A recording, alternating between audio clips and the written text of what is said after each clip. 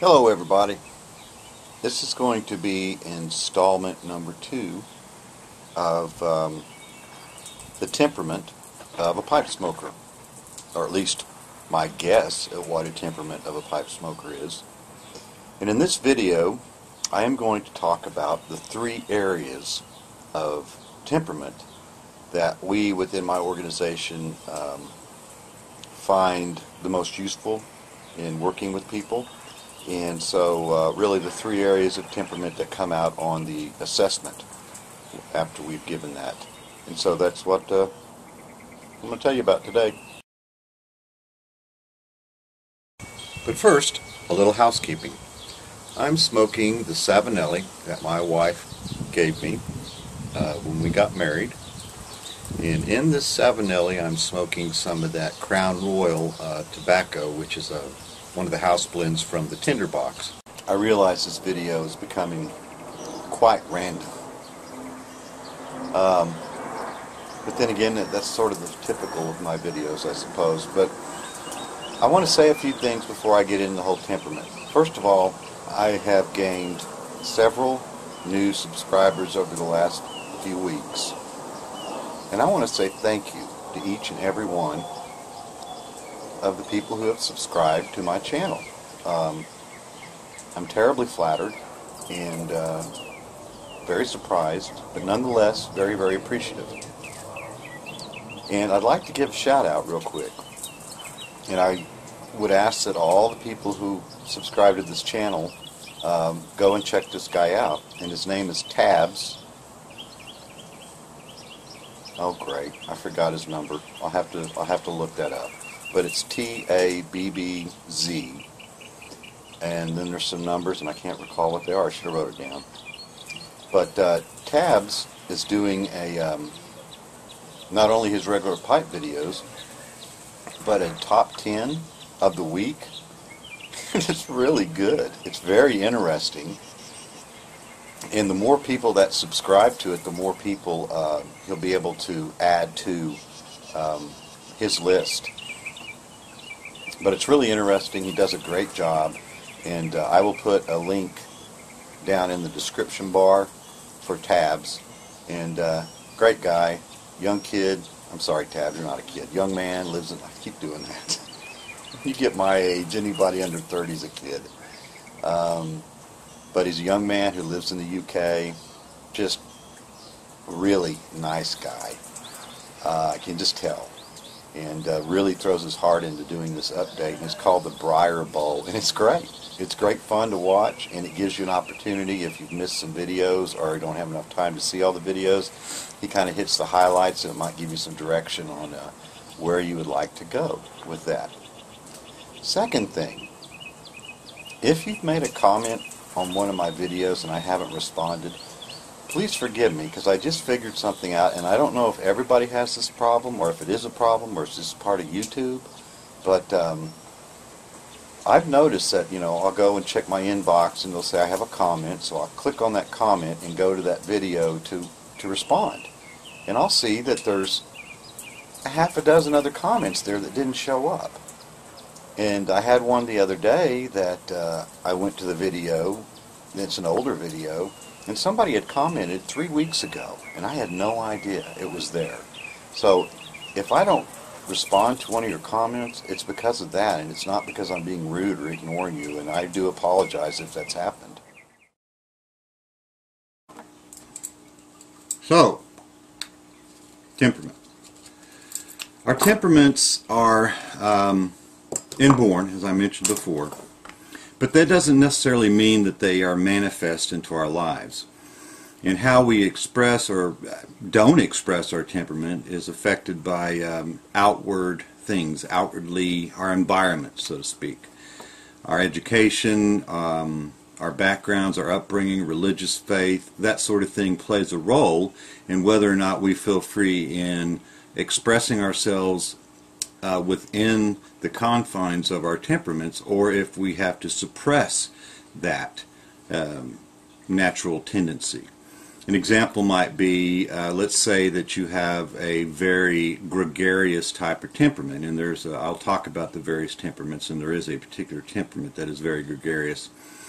But you were raised in a very conservative, reserved type of home.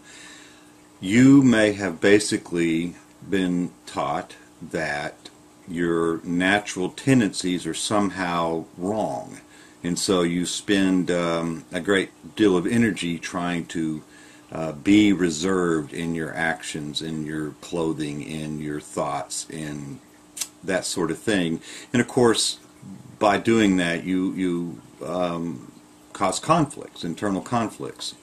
And that's where temperament can be very, very helpful. So because you have a particular temperament does not necessarily mean that it is manifest into your life. And if you have a temperament and don't feel free to manifest that temperament, that's where a great deal of conflicts can arise and problems arising from those conflicts. And dovetailing on that, each temperament comes with a pretty specific set of weaknesses and strengths.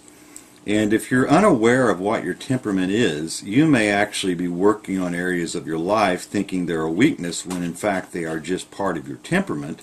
And so you're working very hard and wasting a lot of energy attempting to change something that cannot be changed, or attempting to acquire something that isn't really you.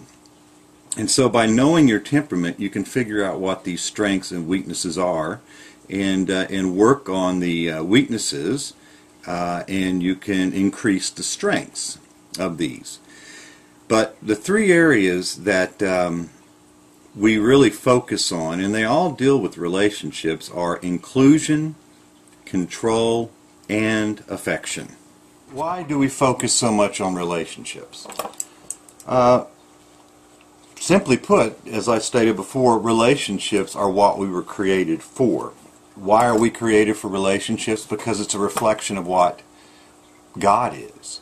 God is a Holy Trinity, Father, Son, and Holy Spirit, and I realize that other faiths don't adhere to that, but remember my perspective and where I'm coming from.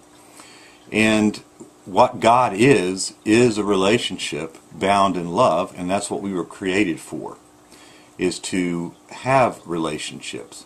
Hence, the focus of temperament is on relationships. So the three areas, once again, were inclusion, control, and affection.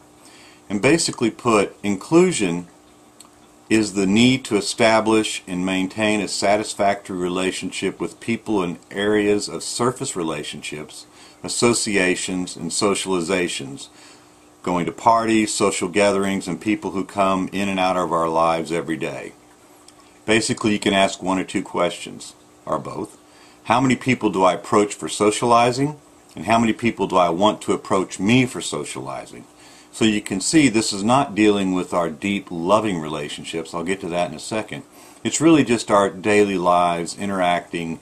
Could be at work, could be how social you are in as far as joining organizations, the Lions Club, or church organizations, or just social organizations. And so that's what inclusion is, and that our printout gives you a great deal of information on that particular one and also on the other three. The next one is control. The need to establish and maintain a satisfactory relationship with people in respect to issues of control and power.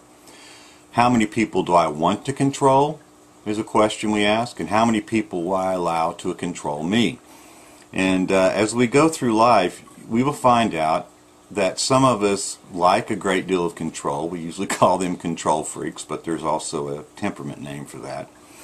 And we all, to some level, submit to authority, and to some level, take authority. And our temperaments will really determine how much authority we want over us and how much authority or control we want to have over other people. The third one is affection. The need to establish and maintain a satisfactory relationship with others in regard to love and affection. This is the deep one-on-one relationships such as a spouse, our girlfriends, our boyfriends, our parents, children, and deep trusted friends. And the questions that we ask here are, how much love and affection do I express to others? And how much love and affection do I want expressed to me? And like everything else, it varies. Some people are very loving and open, very touchy-feely people that we call them. Others are rather reserved. We've probably met those people, you know, and you put your arm around them and they kind of tense up. They're just not real into being touched and touching other people. So those are the three areas, and those are the ones I wanted to cover in this video, and they'll kind of become a little bit more understandable as I go through this series. So today, just wanted to cover those three areas, which of course are inclusion, control, and affection. And I hope that made sense to you. Thanks.